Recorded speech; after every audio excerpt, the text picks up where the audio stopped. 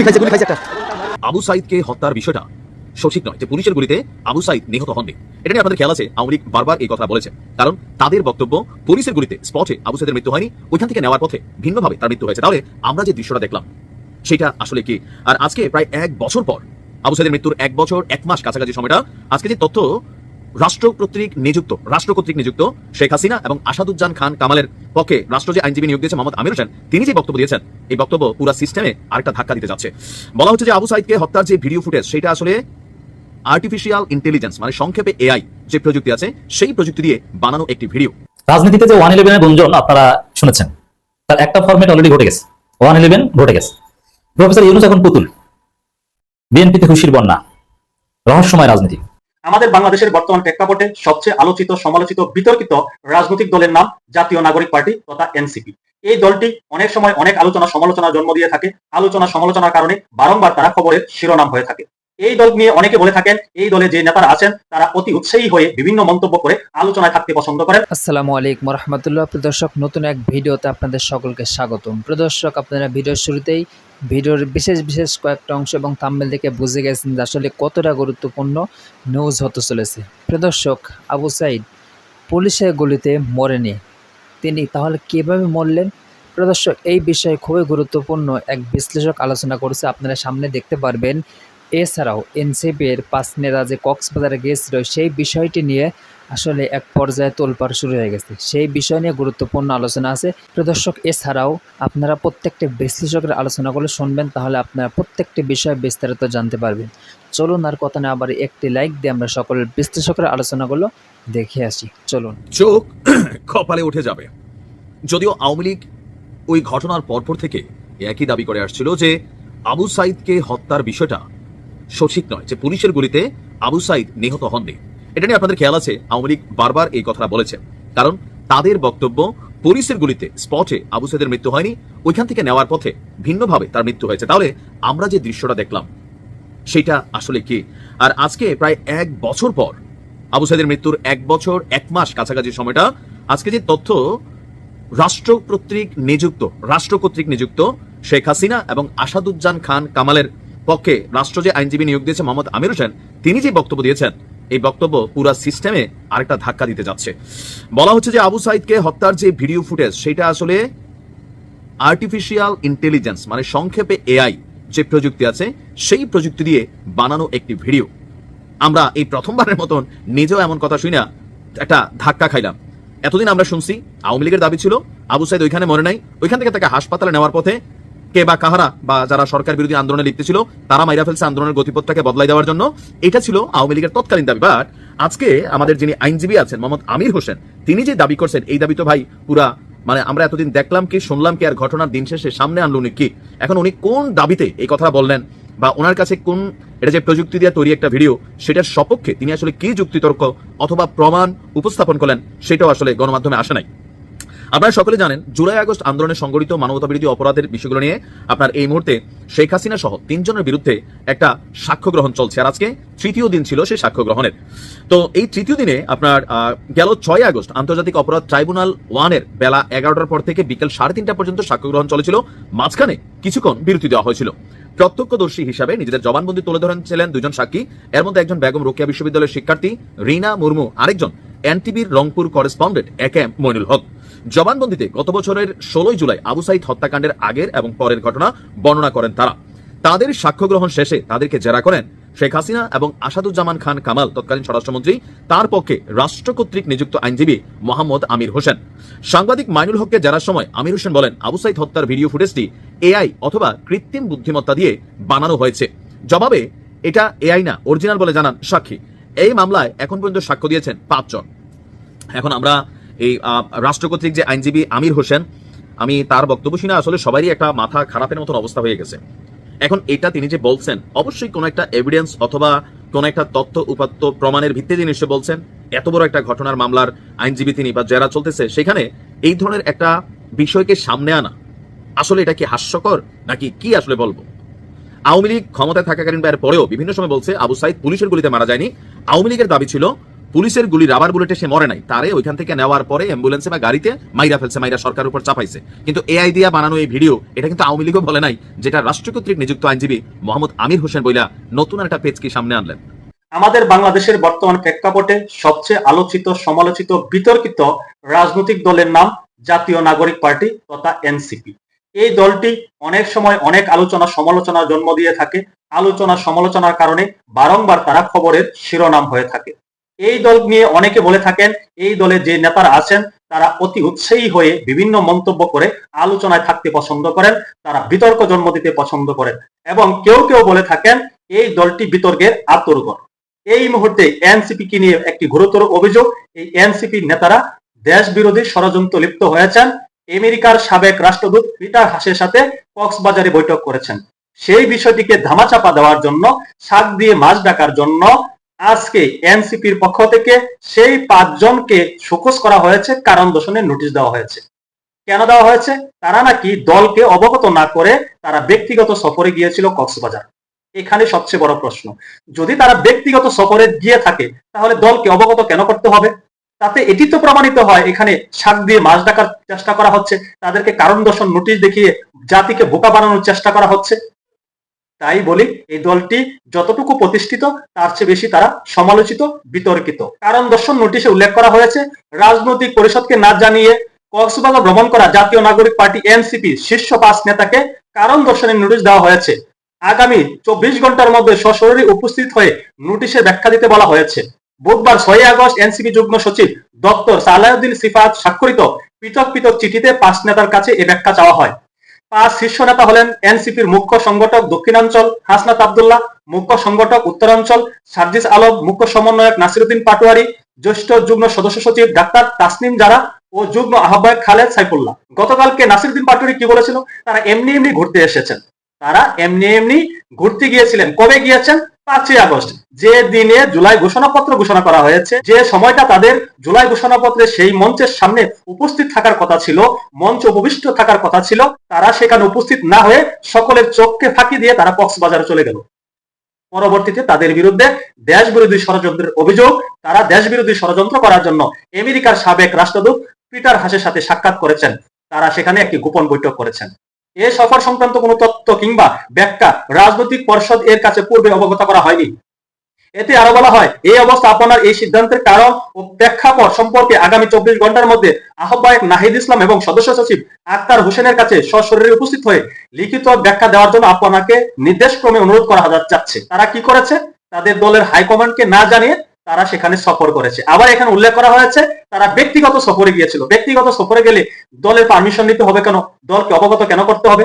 নাটক করেন, নাটক মানুষ বোঝে। বাঙালি জাতি এখন আর বোকা না, তারা এখন বুঝতে পারে কখন কোন খেলা চলছে। এই যে বিস্তর অভিযোগ, নানানভাবে আলোচিত সমালোচিত এই এনসিপি দলটি গতকালকে তারা কক্সবাজার গিয়েছিল। এখানে সবচেয়ে বড় যে প্রশ্নটি, গতকালকে জুলাই গণ অভ্যুত্থানের প্রথম বর্ষপূর্তি ছিল, সেখানে জুলাই ঘোষণাপত্র ঘোষণা করা হয়েছে। এই এনসিপি নেতারা হাসনাত সার্জিস আলমরা বারংবার জুলাই ঘোষণাপত্রের জন্য সরকারকে চাপ প্রয়োগ করেছে, বিভিন্নভাবে দাবি তুলেছে। সেই জুলাই ঘোষণাপত্র যখন প্রকাশ করা হচ্ছিল, তার পাকখালে তারা উড়াল দিলেন কক্সবাজারে। এমনি এমনি কক্সবাজার যাবেন, যেতেই পারেন, ব্যক্তিগত সফরে যেতে পারেন, দল বেঁধে কেন? এখানে সবাই তো এনসিপির নেতা, দল বেঁধে তারা কেন গেলেন? এবং সার্জিস আলম আজকে অভিযোগ করেছেন তাদের যে সিসিটিভি ফুটেজ প্রচার করা হয়েছে এটি নাকি প্রাইভেসি লঙ্ঘন, অর্থাৎ তারা গোপনে গিয়েছিল, সেটি প্রকাশ হয়ে গিয়েছে, এতে তারা মনক্ষুণ্ণ হয়েছে, এখন বলছে এটি প্রাইভেসি লঙ্ঘন করা হয়েছে। এদেশে প্রাইভেসি আবার কোনটা রে ভাই? আপনারা মানুষের ঘরের ভিতরে কথা প্রকাশ করেন, সেটা প্রাইভেসি লঙ্ঘন না? আপনাদের বিরুদ্ধে দেশ বিরোধী ষড়যন্ত্রের অভিযোগ উঠেছে, সেটাকে মিথ্যা প্রমাণ করেন দেখি। প্রমাণ তো করতে পারছেন না। আপনারা জুলাই ঘোষণাপত্রের মঞ্চে হাজির না হয়ে কক্সবাজার চলে গেলেন, উদযাপন করতে গেলেন। কি উদযাপন করতে গিয়েছিলেন? সেখানে পুরুষ ছিল 4 জন, নারী ছিল 2 জন। তার মধ্যে সার্জিস আলমের বউ একজন, অন্যজন হলো এনসিপির অন্যতম নেতা, এনসিপির ক্রাশ জারা ভাবি। জারা ভাবিকে নিয়ে তারা সেখানে ক্লান্তি দূর করতে গিয়েছিল। নাসিরউদ্দিন পাটোয়ারি কিন্তু এভাবে বলেছে, তারা ভোর হয়ে গিয়েছিল, তারা সারা দেশে পদযাত্রা করেছে, তারা ক্লান্ত। সেই ক্লান্তি দূর করার জন্য তারা সমুদ্র সৈকতে গিয়েছিল, সমুদ্র দর্শনে গিয়েছিল। সঙ্গে নিয়েছেন জারা ভাবিকে। চাপা দেওয়ার জন্য এখন এই মুহূর্তে কারণ দর্শন নোটিশের একটা নাটক করা হচ্ছে। নাটক বাংলাদেশের মানুষ বোঝে, সাধারণ মানুষ বোঝে। দর্শক, খুবই জরুরি খবর, জরুরি আলাপ। রাজনীতিতে যে 111 গুঞ্জন আপনারা শুনেছেন, তার একটা ফরম্যাট অলরেডি ঘটে গেছে। 111 ঘটে গেছে। প্রফেসর ইউনূস এখন পুতুল। বিএনপিতে খুশির বন্যা, রহস্যময় রাজনীতি। দর্শক, 111 এর নানান ডাইমেনশন আছে, নানান ফরম্যাট আছে। এখন 111 এর যে বেসিক কনসেপ্ট, এটা যে হুবহু একই ফরম্যাটে আবার আসবে, নট নেসেসারি। এক ফরম্যাটে কখনো আসা, কারণ ওই ফরম্যাটের চোরাগলি সব মানুষের কাছে পরিচিত। ওই ফরম্যাটে 111 আসতে চাইলে মানুষ এটা গ্রহণ করবে না। এই জন্য 111 ঘটানো হবে একটু ভিন্ন ফরম্যাটে। যেমন হাসিনার চুরির সিস্টেমটা দেখেন। হাসিনা 2014 সালে করলো ভোটার বিহীন নির্বাচন। এরপরে 18 সালে চিন্তা করলো যে না, 18 সালে আর ভোটার বিহীন নির্বাচন করা যাবে না। তারপরে বিএনপি সহ সবাইকে নিয়ে রাতে ভোট নিয়ে নিল। 24 সালে দেখলো না, এবার আর রাতে ভোট নেওয়া যাবে না। এরপরে করলো ডামি নির্বাচন। তো একভাবে বারবার চুরি করা যায় না। আপনি চুরি করবেন, ঘরে শিং কাটবেন, শীত কাটবে না কি বলে, তো পরবর্তীতে তো ঘরের মালিক সচেতন হয়ে যাবে, সে ঘর পাকা করবে বা একটা সিস্টেম করবে যে ধরা পড়ে যাবে। এই জন্য পরবর্তীতে যারা চুরি করবে তারা বড় একই কাজ করবে না। এক কাজ বারবার চোর করে না, নেহারা বারবার বেলতলায় যায় না, একটা কথা আছে না, ওরকম। তাই 111 2007 সালে যেরকম ঘটেছিল আবার যে ওরকম ঘটবে এটা নেসেসারি নয়। ডেফিনেটলি 111 আবার ঘটলে ভিন্ন ফরম্যাটে ঘটবে, যেটা আমাদের কাছে অনেকটা আননোন মনে হবে। তো বাংলাদেশে 111 কিছুটা হলো, আমি বলছি না যে কমপ্লিটলি ঘটে গেছে, অ্যাটলিস্ট টু সাম এক্সটেন্ট 111 ঘটে গেছে প্রফেসর ইউনূসের কথিত জুলাই ঘোষণাপত্র ডিক্লারেশনের মাধ্যমে এবং জাতির উদ্দেশ্যে প্রধান উপদেষ্টার ভাষণের মাধ্যমে। যে জুলাই ঘোষণাপত্র, ভাষণ, পরিস্থিতি যেদিকে যাচ্ছে, এটা কি জানেন? 111 এর একটা ডাইমেনশন হচ্ছে যে একটা সিস্টেমে অনেককে মাইনাস করা হবে এবং একটা উপর একটা কথিত নির্বাচন হবে, একটা গোষ্ঠীর হাতে ক্ষমতা দিয়ে সরকার সেফ এক্সিট নেবে। 111 একটা থিওরি বা একটা সূত্র কিন্তু এটা। যেমন সেই মইনুল আহমেদ এবং ফখরুদ্দিন সরকার তারা কি করেছিল? একটা পাতানো নির্বাচন দিয়েছিল, তার মাধ্যমে আওয়ামী লীগকে ক্ষমতায় দিয়ে তারা সেফ এক্সিট নিয়েছিল। প্রফেসর ইউনূস হয়তো বা সেই কাজ করছেন, একটা পাতানো নির্বাচন করতে যাচ্ছেন, বিএনপি কে ক্ষমতা দিয়ে তারা সেফ এক্সিট নেবেন। দেশে থাকবেন তারা, তা না বিদেশেই থাকবেন, কিন্তু বিদেশে যাওয়া পর্যন্ত নিরাপত্তা দিবে। পরিস্থিতি এদিকে যাচ্ছে। তো এইটি তো 111। আপনি যদি জুলাই ঘোষণাপত্র দেখেন, মাননীয় প্রধান উপদেষ্টার ভাষণ দেখেন, ওই বিএনপি যা বলেছে, এটা বিএনপির বিরুদ্ধে যা হয়েছে দেখেন, বিএনপির ন্যারেটিভটা দেখেন কতটা উদ্ভট। নিজামী মুজাহিদ তারা রাজাকার যুদ্ধাপরাধী, কারণ প্রমাণ কি? হাসিনা বলেছে, ওদের মা হাসিনা বলেছে রাজাকার যুদ্ধাপরাধী। আর সালাউদ্দিন কাদের চৌধুরী নিজামী মুজাহিদের মতো না, কারণ কি? সে হাসিনার রোশনালের শিকার, অথচ একই ট্রাইব্যুনালের ঘটনা, একই দিন ফাঁসি দিয়েছে মুজাহিদ এবং সালাউদ্দিন কাদের চৌধুরীকে। আপনি চিন্তা করেন যে এদের ন্যারেটিভটা কি, এটা কিভাবে সাহস পেয়েছে?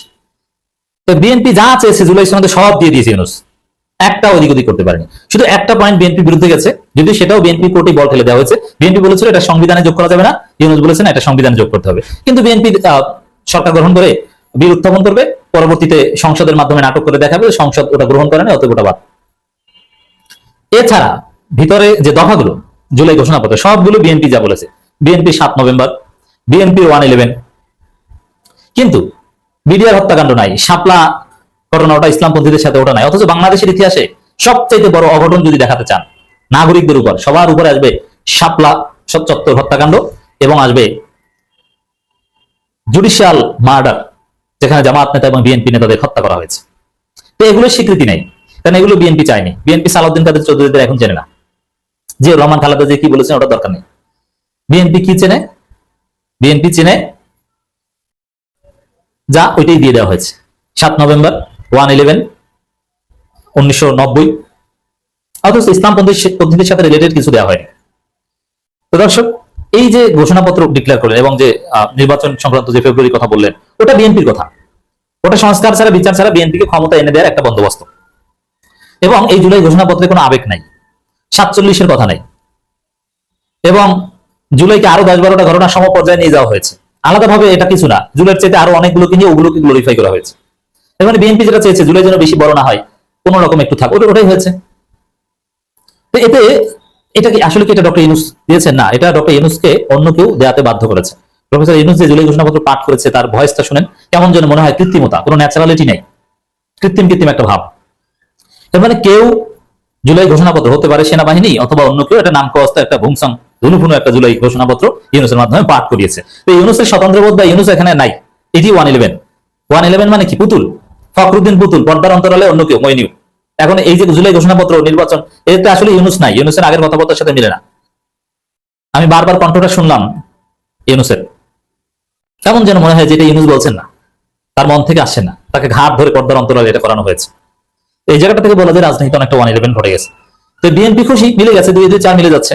বিএনপি অফিসিয়াল প্রতিক্রিয়া জানিয়েছে। বাংলাদেশ জাতীয়তাবাদী দল বিএনপি মহাসচিব মির্জা ফখরুল ইসলাম আলমগীর সংবাদ সম্মেলন করেছেন, পাশে সালাউদ্দিন আহমেদ বসেছিলেন। সেখানে অনেক কবিতার মতো আবৃত্তি করেছেন। ব্যাংক লুট, টাকা পাচার করেছে, ছাত্রলীগের সন্ত্রাস, এগুলো আছে। আর তার চাইতে 1000 গুণ বড় বিষয়, শাপলা চত্বর নাই আর জুডিশিয়াল মার্ডার নাই ট্রাইব্যুনালের, এটা নিয়ে বিএনপির কোনো কথা নেই।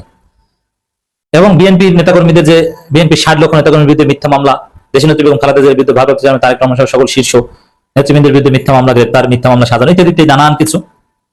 এরপরে এইসব কথাটা বলে বলছেন যে 5 আগস্ট জুলাই ঘোষণাপত্র ঘোষণা করেন, বিএনপি এটাকে স্বাগত জানায়। বিএনপি বিশ্বাস করে এই ঘোষণাপত্রে রাজনৈতিক দলগুলো যে অঙ্গীকার করেছে তা পালনের মধ্য দিয়ে নতুন গণতান্ত্রিক বাংলাদেশ রূপান্তরের কাজ শুরু হবে, সুযোগ সৃষ্টি হবে, একটি সাম্য মানবে, মানে খুশির বন্যা। এর চাইতে ভালো কিছু মনে হয় না দুনিয়ায়। একদম অ্যাপ্রিসিয়েট করে দিয়েছে, তারেক রহমানও ওয়েলকাম জানিয়েছেন।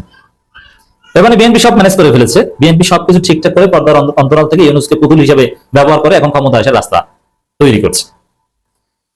তো এই যে বিএনপির খুশি, এতদিন ইউনূস ভালো না, ইউনূস চলে যাক, বিকল্প আছে, কত গালাগালি, সেই ইউনূস এখন মহান, সেই জুলাই সনদ এখন মহান হিসাবে, এটা রহস্য না?